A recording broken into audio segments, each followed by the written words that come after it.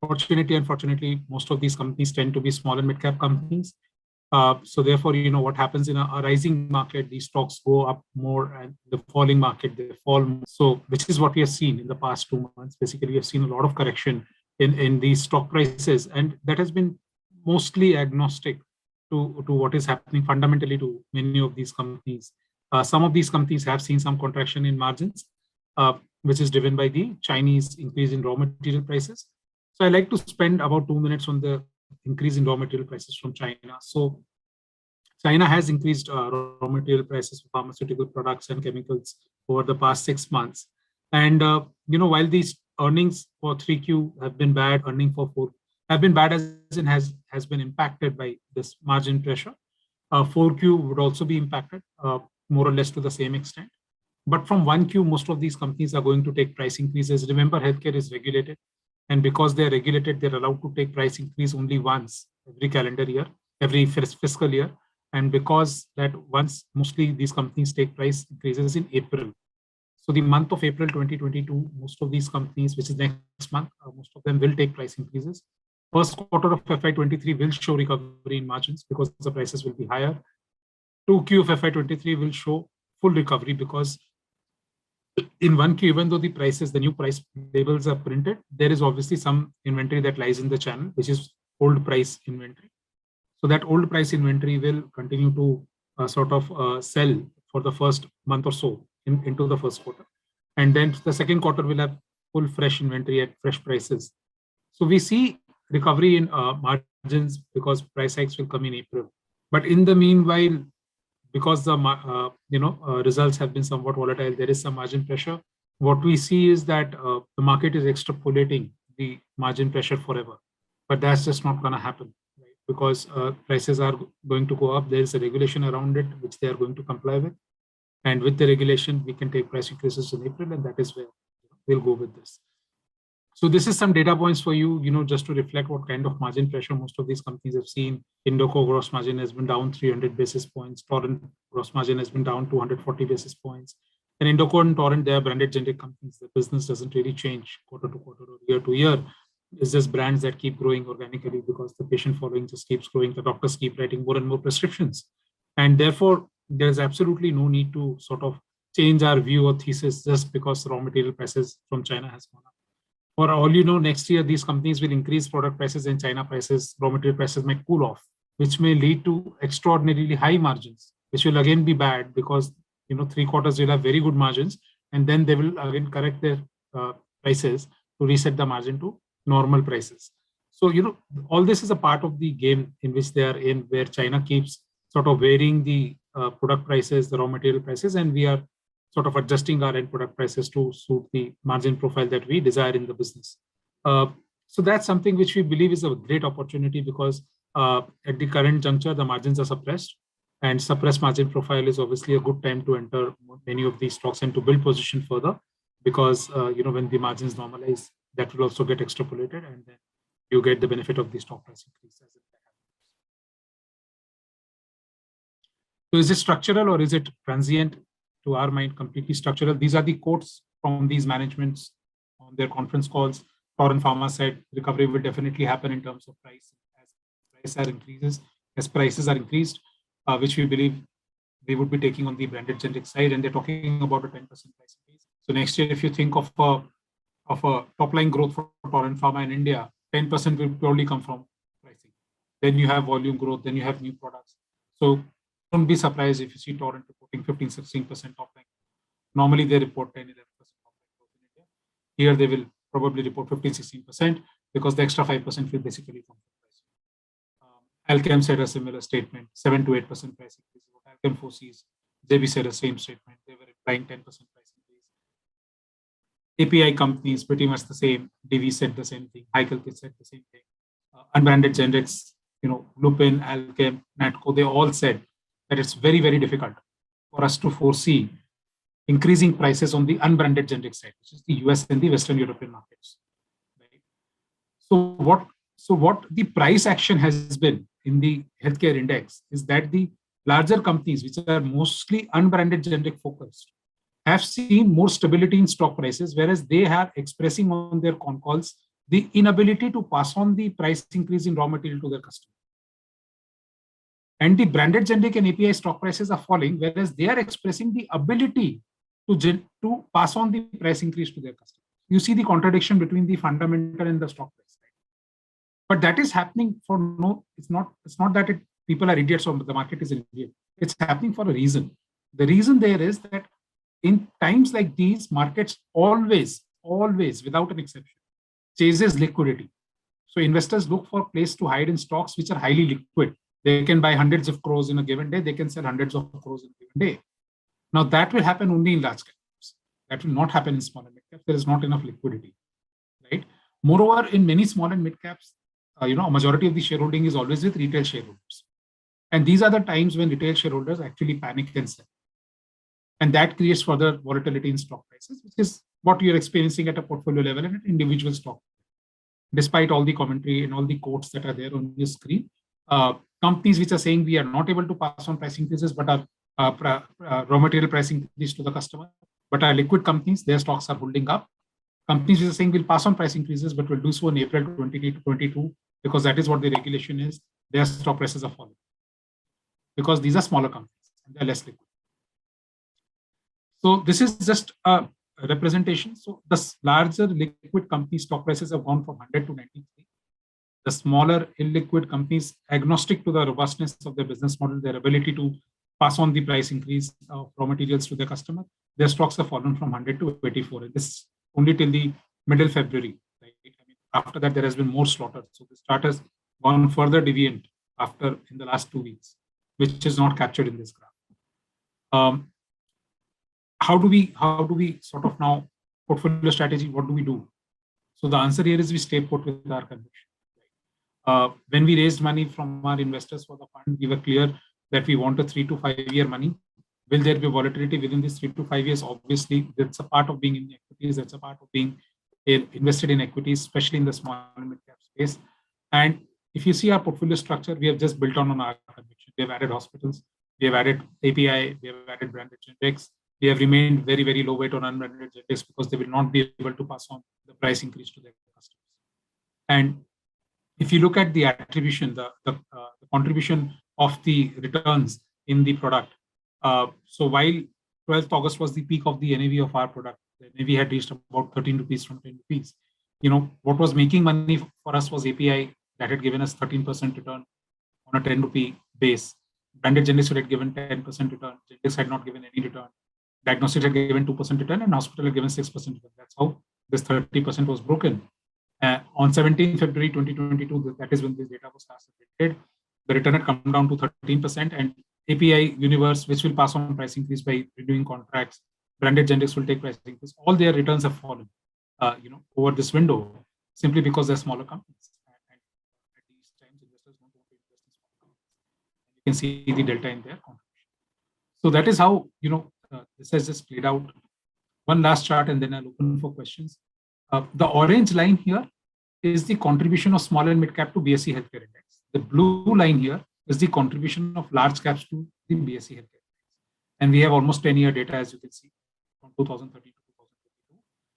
Over the last 10 years, right now is the highest contribution of large caps to the broader index in BSE Healthcare, which essentially means that the valuation multiples of these large caps is the highest that they have been over the last 10 years.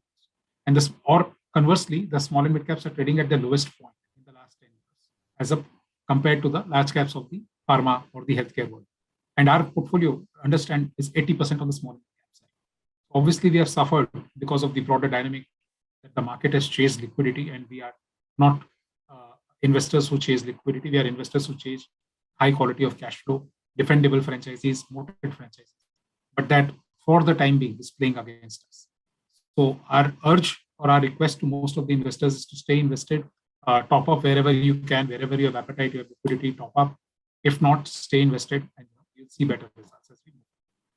These are the portfolio fundamentals, as you can see, on a price to book. So pharma 10-year average price to book is 4.5.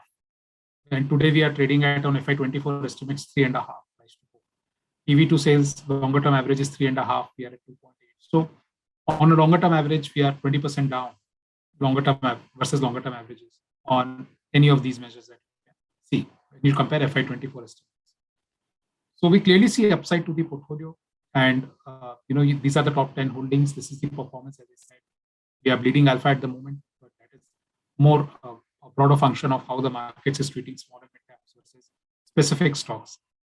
There are very little change in fundamentals, to be honest. Yes, there is a margin disruption for 2 quarters, at best 3 quarters, but that's something, that's when you double up, that's when you buy movie average down, rather than you uh, sort of giving into the pressure and changing the portfolio or changing the construct of the portfolio. That's not something that we subscribe to as a policy. So yeah, that's it from me, Praveen. I think let's hear the investors and let's hear their concerns, and I think more answers will come when we answer their questions. Yeah, sure, Aditya. I think you can get back to your normal network because your voice was still on and off. But I think we'll be able to answer it if there are further questions that would help us to reiterate our thoughts. Give me 30 seconds, because when I switch back to my normal network, this thing will sort of disconnect maybe for a second. No, my normal network isn't working, Praveen. I have to stay on. Okay, no problem. We'll see what best we can do with you. You can be a little closer to your mic or handheld the mic. That should help. Yeah. So I thank you, Aditya, and I now request the participants or the investors to either type their questions on a Q&A box or chat, or if needed, you can raise your hand and we can unmute you to ask questions as well. Aditya, you did start before we have the queue of questions. I had just one part which I thought we should recover is your view on pharma overall vis-a-vis broad market, although you don't agree that you're a market guru, but since it has underperformed the broad market a lot, how do you see next 12, 18 months? And given the current geopolitical scenario, will the Indian companies get impacted because of their exposure to the European region? So some of these companies, yes, will get impacted, right? But again, we don't necessarily invest in companies that are more exposed to Western Europe and US. So yes, some companies will get impacted, but they're not a large part of our portfolio. As you can see, they're only 9% of our portfolio versus 40% of the index. So clearly, we are not sort of positioned for that. In terms of the sanctions and all in the geopolitical situation, pharma is exempt, healthcare is exempt from any such sanctions, and that has been the case historically, because that's done more on humanitarian background, where the pharma supply chain, Praveen, is globally integrated. So if you exclude any one country, there's a problem that happens across the supply chain. So no country is generally excluded, and every country participates in the global supply chain of pharma. So there is no way, that's going to get touched. And yeah, I mean, so index versus healthcare. So I think people moved away from healthcare to the index because post-COVID, they thought they would play COVID recovery sectors, which would include, let's say, banks, autos, real estate, consumer durables, etc. However, what I don't understand, and maybe what most investors don't understand, is probably that pharma is also a COVID recovery play. You have seen most of these companies that we hold in FY22 9-month, their EBITDA growth or top line growth is north of 20%, which is happening because they could not sell much in the previous year, same quarters. And this year, when the business is normalizing, they're reporting north of 20% top line and EBITDA growth, which basically tells you that pharma is also a COVID recovery sector. Pharma business also got disrupted during COVID. Yes, there are a few pharma companies that made some money by selling some COVID drugs, but those are a very few companies, and we don't have any of those companies. Thanks, Aditya. We have some questions lined up in the chat box, but I'll read out for you. Primarily, what are the modes of your set of 5 holdings which are there in terms of Indoco, Aster, SCG, etc.? So if you can throw some quick light on these. Sure. So Indoco, I don't know how many investors are there, but Indoco is one of the older pharma companies in India. Early 1900s, I think 1920s when Indoco started doing business in India. And they have brands which are, so Indoco is again a branded generic company, just to begin with. And they have brands which have huge brand equity in front of doctors. So for instance, they have a product called Carval Plus. It's a cold product. They have a product called Febrex Plus, which is a paracetamol variant. They have Oxypod. They have ATM, which is azithromycin. and they have a toothpaste, Kidodent, Pepsodent toothpaste, which are again consumer brands. So companies like Indoco have brands in India, and these brands are moated because of their brand equity that they have formed over the past few decades in front of the doctor and the patient. And as you can see, you can see Indoco's top line, right? The Indoco top line growth so far in 9 months FY22 is close to 33% or so, which is obviously something which we are very, very closely watching. But this is happening because last year they could not sell enough drugs because of COVID, and this year they're selling more drugs, clearly. So, that COVID recovery angle on Indoco is also there. And therefore, the moat on Indoco is the brands that they sell. That's the moat. Aster DM, Healthcare Global. So Healthcare Global first, Aster DM next. Healthcare Global basically is an oncology super specialty in India. I think the only oncology super specialty in India in the listed space. And they any oncology patient, if he wants best in class services, he will end up going to an HCG because they are the best in oncology in India. And that's the moat really, because the reputation, the doctors that they have, and the brand that they carry in the mind of the oncologist is the moat that can't be replaced. Aster DM is a multi-specialty. The moat here is simply that they are gaining scale in the southern India. So they are developing a huge doctor network, and they're into pharmacies, much like Apollo. They're into pharmacy, they're into diagnostics, they're into hospitals.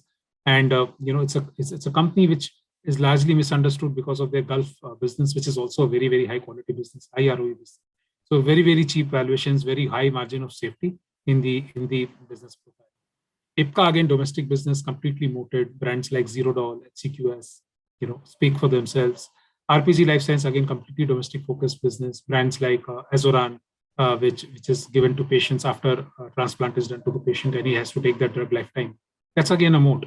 So yeah, I mean, to answer your question in a nutshell, and for the benefit of the audience, Sun Pharma has been the best performing pharma stock over the last 6 months. The ROE that Sun Pharma generates is 14%. All these 5 stocks, barring maybe an HCG, which is just breaking even on the PAT side, all the other 4 stocks have ROE north of 14%, return on equity of more than 40%. But their stocks have fallen 30-40% because they are small and mid caps. Sun hasn't fallen because it's a large.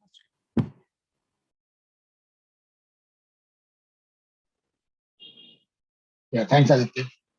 I think we did cover the specific question. I think you did answer that. Indoco mentioned in their call that COVID must be 17% of top line. How is that going to impact for next 12, 18 months of their revenues? So there is a slight correction in the commentary there. So they said COVID and COVID allied products are 17%, but the COVID specific revenue is 7%. So next year, Indoco, if they grow 17% on their base business excluding COVID, the reported growth will be 10%. So it's not 17% is a non-recurring revenue. Only 7% is the non-recurring part of Indoco. And that is on the India business. And India is only 50% of Indoco's revenue. So on a console level, you have 3.5% of the console revenue, which is non-recurring, and which will not recur next year if there is no COVID next year. So that doesn't, a company which is growing 20% top line, 3.5% here and there will not make a big difference. And if you look at the valuation, I mean, none of this matters. In valuation, even if they grow 10%, the stock is undervalued. Another more macro question, Aditya, on the chat box is, does the weakening rupee impact profitability of the API companies? Does it, how does it impact? Because most of their revenues come from foreign currency. Correct.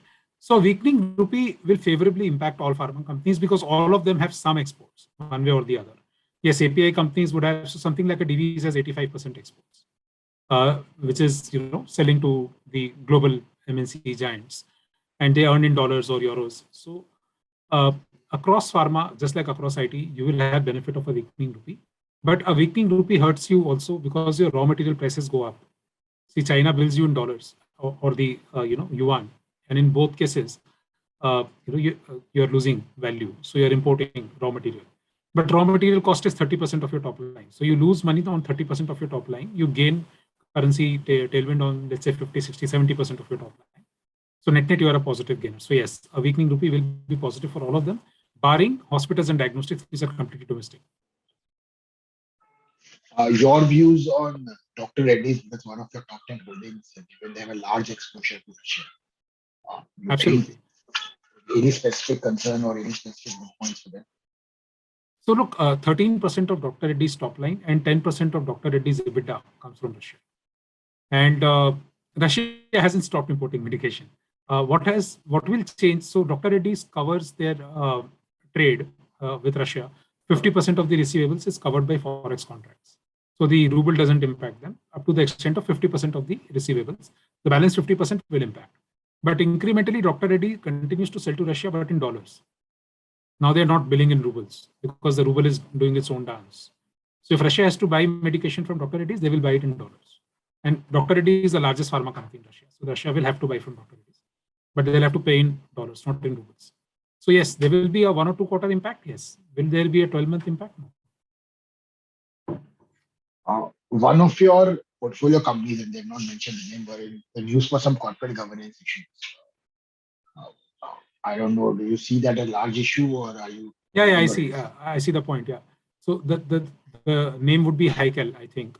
So Heikel had a accident, an industrial accident, where basically their vendor, who was responsible for disposing the waste, took the waste and dumped it somewhere where he shouldn't have dumped it, and that caused an industrial accident, and I think 6 people died in the accident. Is it a corporate governance issue? Probably not. Why? Because for me, corporate governance has no strict definition, but for me, corporate governance is when the promoter tries to steal money from minorities, which we have seen in few companies, and we don't look at those companies. We don't even evaluate those companies from an investment standpoint. In Heikel, we did our diligence. So Heikel is paying the average per kg disposal rate to the vendor that every other company pays, including Aarti, SRF, PI. They all pay the same rate. So we have done that diligence. So basically, Heikel is not cutting corners. They are using a similar vendor to most of these guys. I mean, the same vendor goes to 2, 3 other chemical and API companies. And in this case, it's not even the vendor, an employee of the vendor who's responsible for the accident. And Heikel was doing business in good faith is our conclusion of what diligence we did. So as a result, what is happening in Heikel now is that the Pollution Control Board has asked Heikel to take a 1-month shutdown of their facility while they audit the facility. Heikel anyways, by the way, shuts down its facility 1 month every year for maintenance. They do it in April. This time, because of this, they will actually do it in March, and they will keep the plant running in April. So, that's how they're basically handling the situation. Is it unfortunate? Yes. Was it expected? No. Is it a corporate governance issue? Not in my perspective, because the management hasn't really done anything wrong here. But yes, there has been an accident caused because of the waste which came out of their plant. So they are cooperating with the authorities. They're doing everything which they can to rectify the situation. One specific question on Thyrocare now. As you know, it's now Thyrocare. being, because it's now taken over by pharmacy, and they're also planning to go public. Yeah. How will that business model work in both companies and public, or do you see anything changing once Pharmi goes public? No, nothing will change, right? So Biocon and Syngene both are public. Syngene is a subsidiary of Biocon. Similarly, Thyrocare is a subsidiary of Pharmacy, and both will be listed. So that doesn't change anything. See, many people feel that Pharmacy will actually cut, test prices, gain volume, make it loss-making company just to gain scale, right? That is what the Pharmacy parents' business model is. But to the contrary of that, what has happened is since Pharmacy has taken over Thyrocare, they have actually increased prices, test prices, because Thyrocare was actually the lowest price provider in the diagnostic space. So, the Thyrocare investor presentation talks about the price increases there. And so, yeah, I mean, I don't see any negative read across from the Pharmacy acquisition of Thyrocare.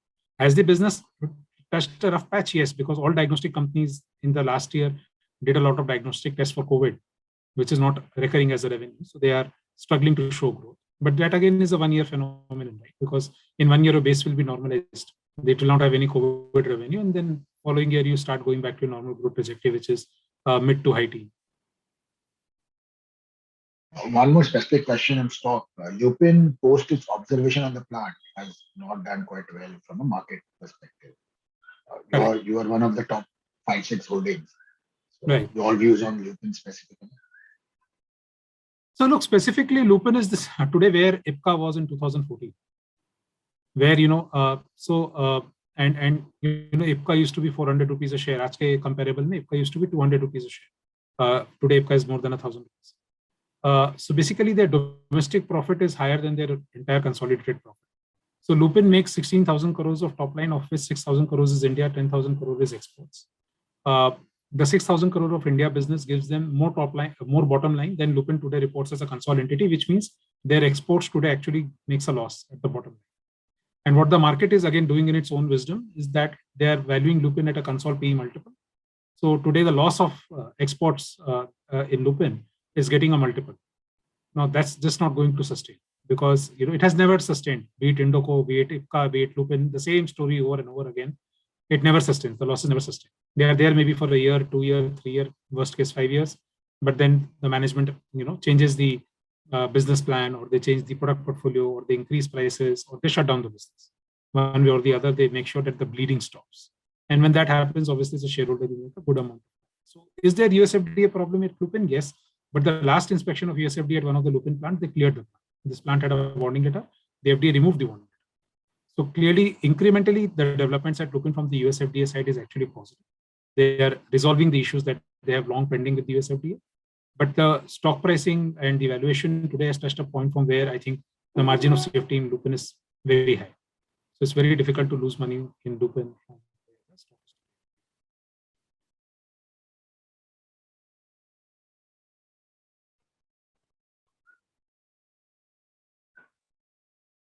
Hi. Continue to loop. I think I have another question.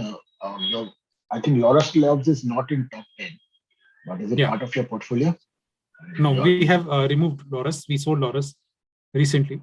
The reason we sold Laurus simply was we are getting incrementally worried about the ARV API sales that Laurus does. We are seeing a intense pricing pressure in that market, which we were not expecting. And we are seeing intense pricing pressure in the US generic market, which is where Laurus is currently getting a good chunk of their revenue also from. So these two issues were unexpected from our side for a company of Laurus's size. And that made us rethink our investment strategy into Laurus, and we have sold it, and we have switched the weight to other stocks.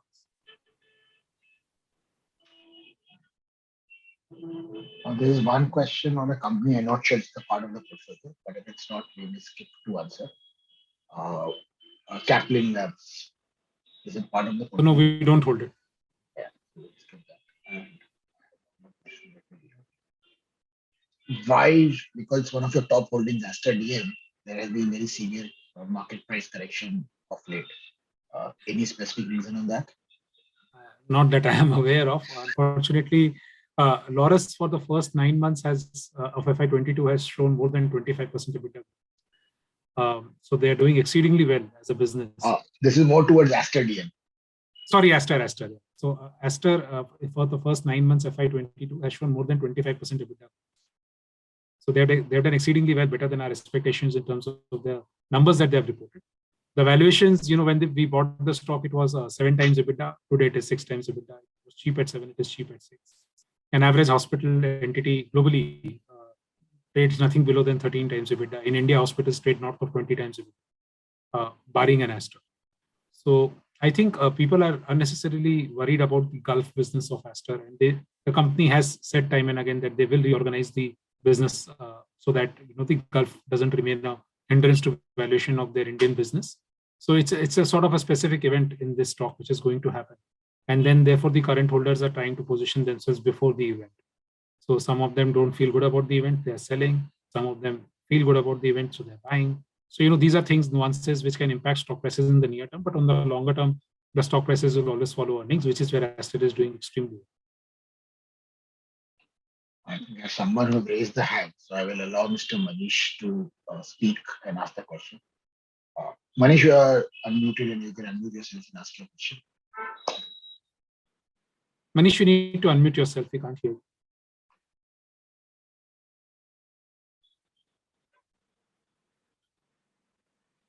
Manish, we can't hear you. I think he doesn't want to.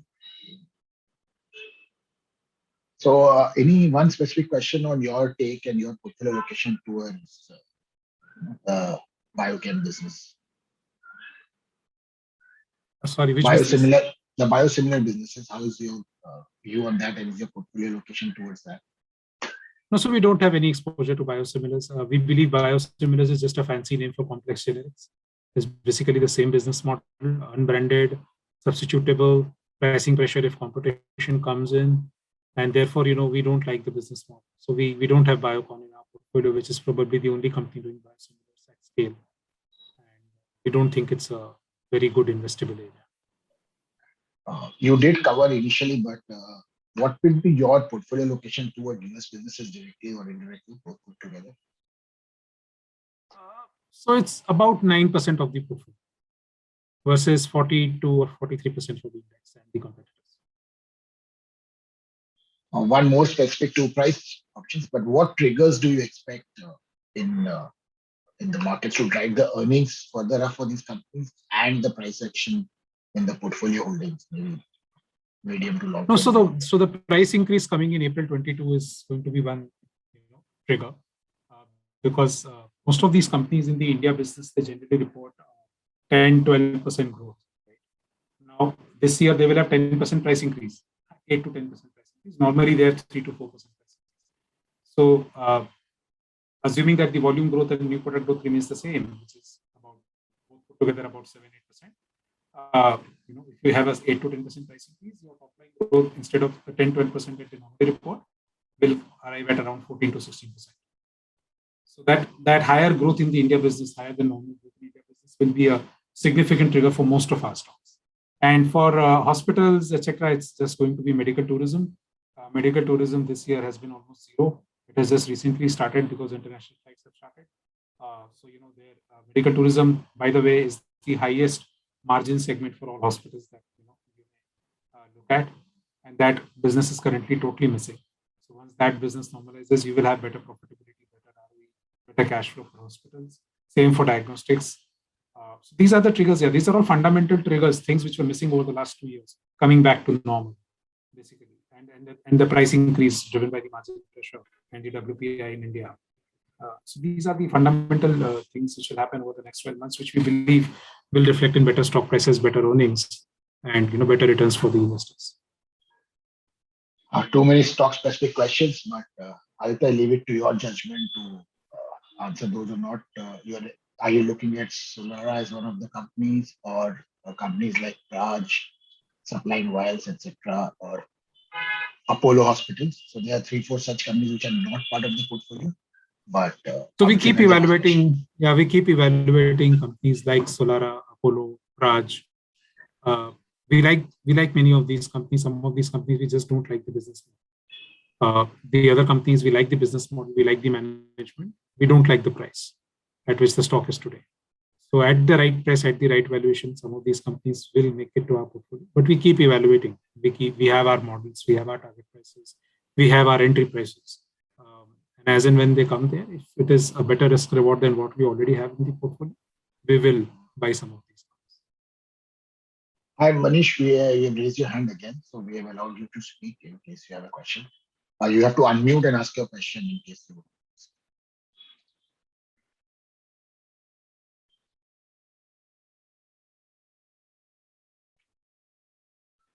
Manish, you are still.